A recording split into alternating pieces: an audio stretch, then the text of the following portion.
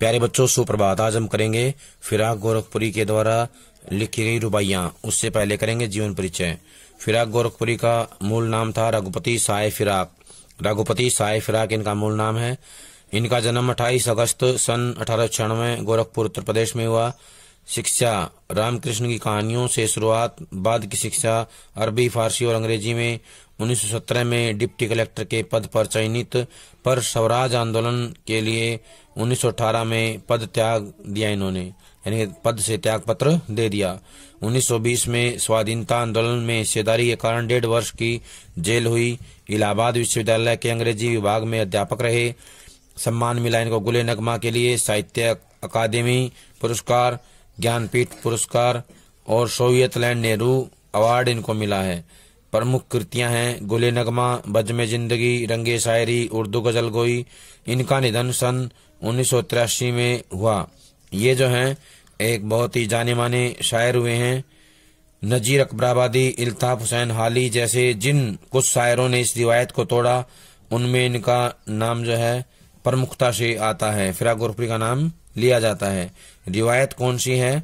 रिवायत बताई गई है कि उर्दू का एक बड़ा हिस्सा रोमानियत, रहस्य और शास्त्रीयता से बंधा है, जिस लोक जीवन और प्रकृति के पक्ष बहुत कम उभर पाए हैं। यानी कि इसके अंदर प्रकृति का पक्ष बहुत कम उभर पाया है।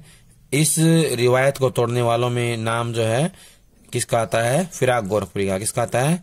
फिराक गोरखपुरी का आता है। फिराक गोरखपुरी का नाम जो है महत्वपूर्ण है। उन्होंने जो है प्रकृति को भी जो है अपनी रचना में स्थान दिया है, लोक जीवन को भी अपनी रचनाओं में स्थान दिया है। मीर और गालिब की तरह फिराक ने भी कहने की इस शैली को साध कर आम आदमी या साधारण जन से अपनी बात की है। प्रकृति, मौसम और भौतिक जगत के सौंदर्य को शायरी का विषय बनाते हुए कहा है, दिव्यता भौतिकता से पृथक वस्तु नहीं है, जिसे हम भौतिक कहते हैं वही दिव्य है।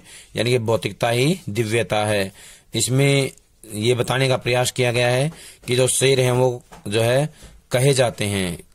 कहने की परंपरा में जो है शेरों को माना गया है।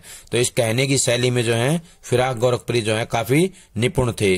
सदी हुई भाषा का उन्होंने प्रयोग किया है और इस शैली का प्रयोग करते हुए उन्होंने उत्कृष्ट शायरी जो है उन्होंने हमारे साहित्य को दी है। फिराक की रुबाई में हिंदी का एक घरेलू रूप दिखता है। भाषा सहज और प्रसंग भी सूरदास की वात्सल्य वर्णन की सादगी की याद दिलाता है। यानी कि सूरदास ने जो सादगी दिखाई है, वात्सल्य का वर्णन किया है, वैसा ही वर्णन जो है फिराक गोरखपुरी की रुबाई में देखने को मिलता है। मुझे चांद चाहिए मैयारी, मैं चंद्र खिलौना लाई हूँ जैसे बिंब, आज भी उन बच्चों के लिए एक मन लुभावन खिलौना है जो वातानुकूलित कमरों में बंद नहीं रहते, यानी कि एसी कमरों में नहीं रहते हैं, छत पर चटाई बिछाकर सोते हैं तथा चंदा मामा के नदिया किनारे उतरने और कल्पित दूध भात खाने की कल्पना से निहाल हैं। मामा भी तो एक साक्षात खिलौना है जो बच्चों का, खासकर उन बच्चों के लिए जिनके जीवन में महंगे खिलौने भले ही न हो पर चंद्राव रिश्तों का मर्म समझते हैं। कहने का आशय है कि ऐसे बच्चे जिनके जीवन में महंगे खिलौने नहीं होते हैं, उनके लिए मामा जो है वही एक खिलौना है, वही उनके लिए जो है महत्वपूर्ण खिलौना है, क्योंकि वो जो रिश्ते हैं वो चंद्रमा के समान कोमल होते हैं, शीतल होते हैं और बहुत ही महत्वपूर्ण होते हैं। जैसे चंद्रमा का धरती से रिश्ता होता है, ठीक वैसे ही मामा का बच्चों के साथ रिश्ता होता है, संबंध होता है, वो भी एक अनूठा संबंध होता है। एक कठिन दौर है यह, घर लौट बहुत रोए माँ बाप अकेले में, मिट्टी के खिलौने भी सस्ते न थे मेले में। इसमें एक माँ बाप की व्यवस्था के बारे में बताया गया है कि माँ बाप अपने बच्चों के लिए मिट्टी के खिलौने भी नहीं ला करके दे सकते, वो इतने निर्धन हैं, गरीब हैं। लोका देना, घुटनियों में लेके कपड़े पहनाना, गेसुओं में कंघी करना, रूपवती मुखड़ा, नरम दमक, जिदियाया बालक, रस की पुतली, ये कुछ विलक्षण प्रयोग हैं हिंदी, उर्दू और लोक भाषा के अनूठे गठबंधन के, जिसे गांधी जी हिंदुस्तानी के रूप में पल्वित करना चाहते थे। यहाँ पर प्रश्न आ सकता है, हिंदुस्तानी किसे कहा गया है या कौन सी भाषा हिंदुस्तानी है? तो बताना है। उर्दू और लोक भाषा के अनूठे बंधन को क्या कहा गया है? हिंदुस्तानी। उर्दू के शब्द जिसमें होते हैं और लोक भाषा के, वो हिंदी क्या है? वही गठबंधन क्या है? हिंदुस्तानी भाषा है।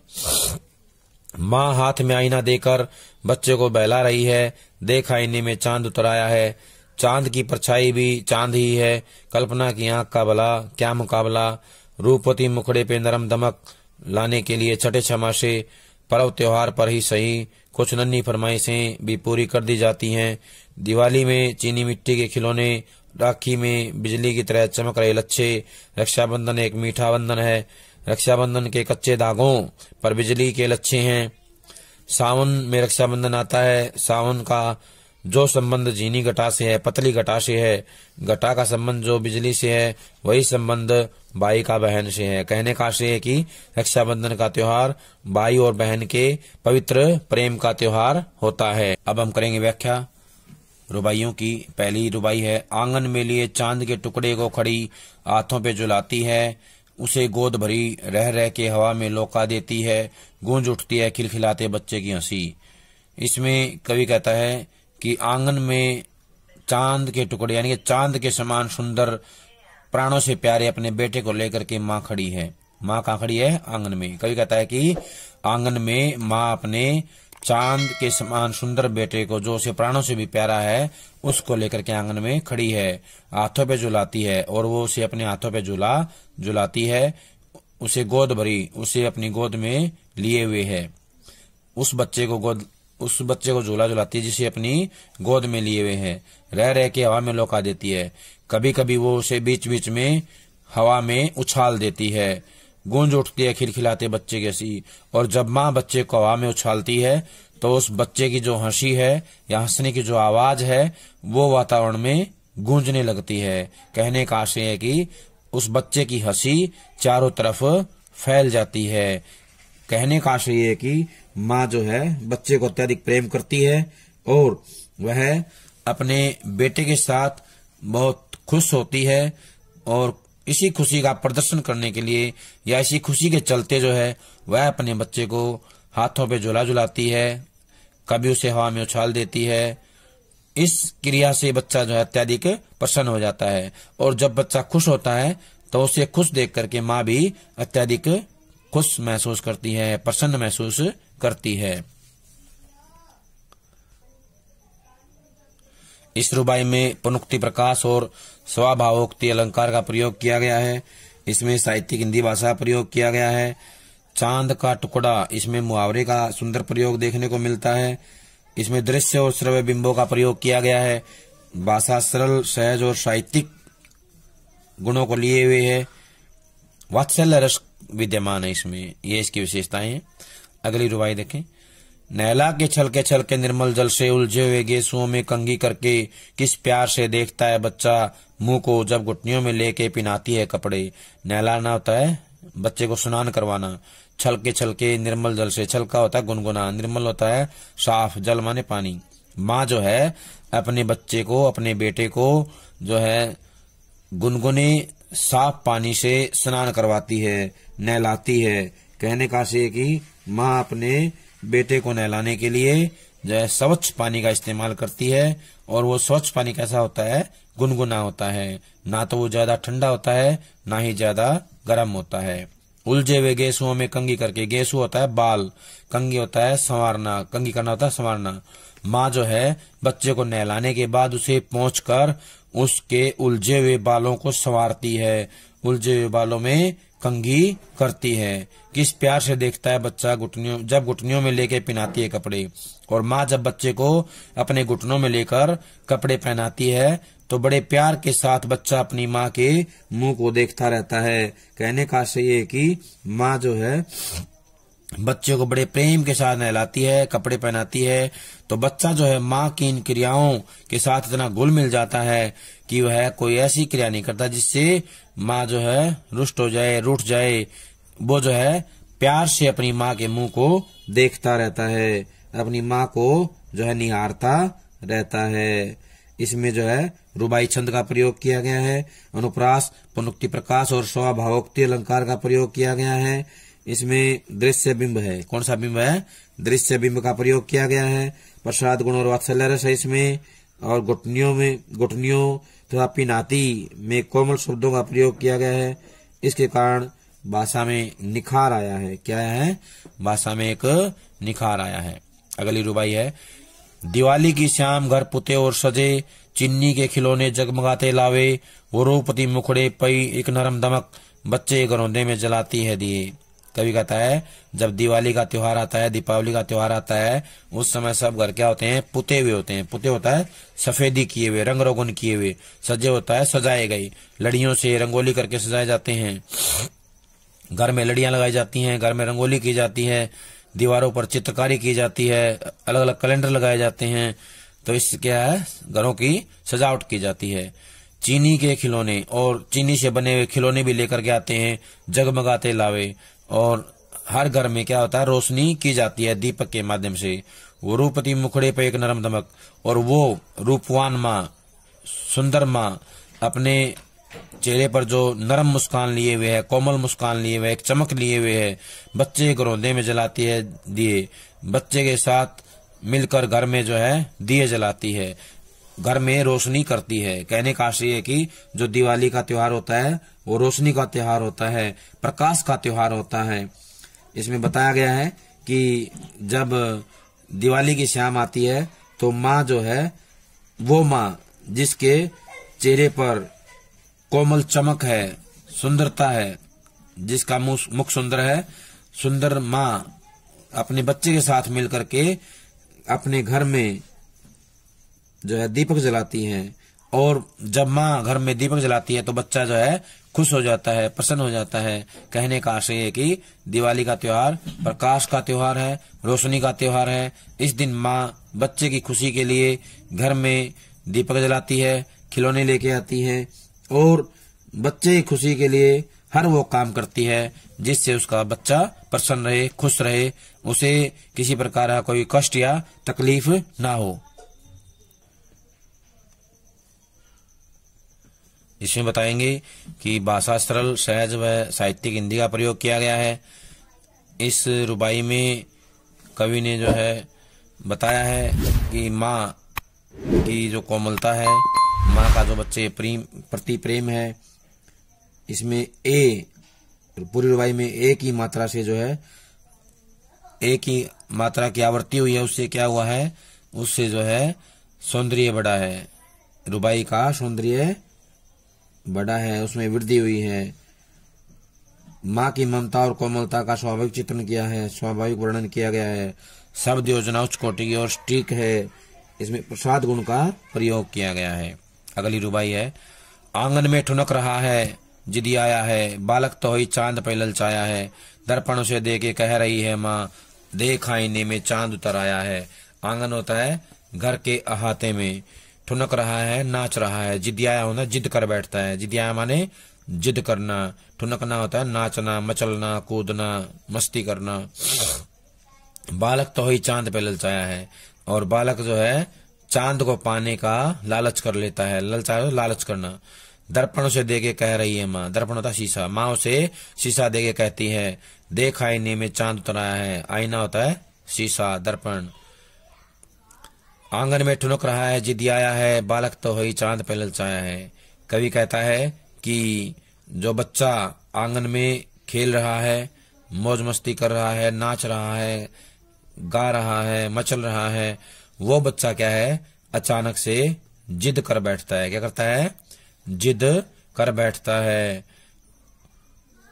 बालक तो ही चांद पे ललचाया है, और वो चांद को जब देखता है तो वो चांद को प्राप्त करने की जिद कर लेता है। उसके मन में चांद को पाने का लालच हो जाता है। बच्चा अपनी माँ से कहता है कि वो उसे चांद लेकर के दे दे।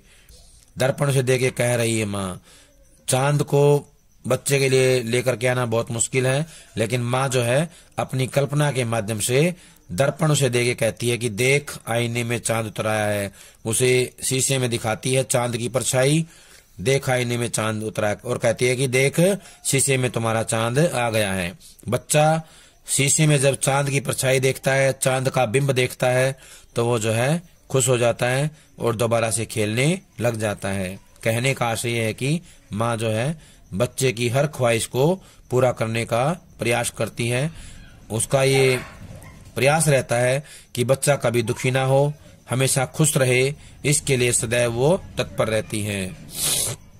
इसके अंदर कवि ने जो है शुद्ध साहित्यिक हिंदी भाषा प्रयोग किया है। रुबाई छंद है, प्रसाद गुण विद्यमान है। रुबाई में कोमलता लाने के लिए जिदियाया हई शब्दों का सुंदर प्रयोग किया गया है। इस पद में वर्णन गतिशील होने के साथ साथ चित्रात्मक है। कैसा है? चित्रात्मक है। संपूर्ण पद में स्वभावोक्ति अलंकार है। कौन सा है? स्वभावोक्ति अलंकार है। इसमें वात्सल्य रस का और प्रसाद गुण का भी सुंदर प्रयोग किया गया है। वात्सल्य रस है और प्रसाद गुण का सुंदर प्रयोग देखने को मिलता है। अगला है, रक्षाबंधन की सुबह रस की पुतली छाई है घटागन की हल्की हल्की, बिजली की तरह चमक रहे हैं लच्छे, बाई के है बांधती चमकती राखी। कवि कहता है कि जब रक्षाबंधन का त्योहार आता है तो उस समय जो सुबह का वातावरण होता है बहुत ही सुंदर होता है, रसीला होता है। कहने का आशय है कि बहुत ही आनंददायक होता है। इस समय आसमान में क्या होता है? छाई है घटा गगन की हल्की हल्की। गगन होता है आसमान, घटा माने बादल, हल्की हल्की माने थोड़े थोड़े। कवि कहता है कि जब रक्षाबंधन का त्योहार आता है उस समय आसमान में हल्की हल्की घटाएं छाई होती हैं। कहने का आशय है कि इस त्योहार के अवसर पर आसमान में काले बादल छाए हुए होते हैं। बिजली की तरह चमक रहे हैं लच्छे, बाई के हैं बांधती राखी। और कवि कहता है कि मीठी मीठी बातें करने वाली जो नन्ही बालिकाएं हैं, जो लड़कियां हैं, वो अपने भाई के लिए जो है चमकती हुई राखियां लेके आती हैं और उनकी राखियों की जो चमक होती है बिजली के समान होती है। जो राखी के धागे होते हैं बिजली की तरह चमक रहे होते हैं। भाई के हैं बांधती चमकती राखी, और वो चमकती हुई राखी जो है अपने भाई को बांध देती हैं। कहने का आशय है कि जो ये भाई और बहन के प्रेम का प्रतीक त्योहार है, ये खुशी का त्योहार होता है एक बहन के लिए।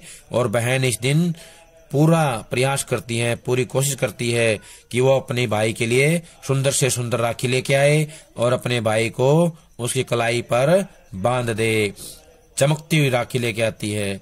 जिस प्रकार बादलों के अंदर बिजली जो है छुपी हुई होती है, उसी प्रकार बहन के हृदय में अपने भाई के प्रति अपार स्नेह छुपा हुआ होता है, अत्यधिक स्नेह छुपा हुआ होता है। और वो अपनी प्रसन्नता, वो अपना प्यार जो है अपनी राखी के माध्यम से प्रकट करती है, अपने भाई को राखी बांधकर प्रकट करती है। और भाई भी जो है इस अवसर पर अपनी बहन को वचन देता है कि वो सदा उसकी रक्षा करेगा, उसके दुख में सुख में हमेशा उसके साथ खड़ा मिलेगा। कहने का आशय है कि रक्षाबंधन का त्योहार भाई और बहन के पवित्र प्रेम का त्योहार होता है। इसमें बताया गया है कि नन्ही बहन के लिए रस की पुतली अत्यधिक सार्थक शब्द है। छोटी बहन जो उसकी होती है भाई की, उसके लिए रस की पुतली का प्रयोग किया गया है। संपूर्ण पद में दृश्य बिंब विद्यमान है। शब्द चयन उचित और भावाभिव्यक्ति में सहायक है। पुनरुक्ति प्रकाश और उपमा अलंकारों का प्रयोग किया गया है। रुबाई छंद का प्रयोग किया गया है। शब्द चयन उचित और भावाभिव्यक्ति में सक्षम है। भाषा में सरलता, सहजता, प्रवाहमयता का गुण विद्यमान है और शुद्ध साहित्यिक हिंदी भाषा का प्रयोग भी देखने को मिलता है। प्यारे बच्चों, ये थी रुबाइयां जिनको फिराक गोरखपुरी ने लिखा था। सभी इनकी व्याख्या याद करेंगे और इनसे संबंधित प्रश्नों को अपनी कॉपी में लिख करके याद करेंगे। जब तक अगली वीडियो नहीं आती है तब तक ये सारा काम पूरा कर लें। सभी का बहुत बहुत धन्यवाद।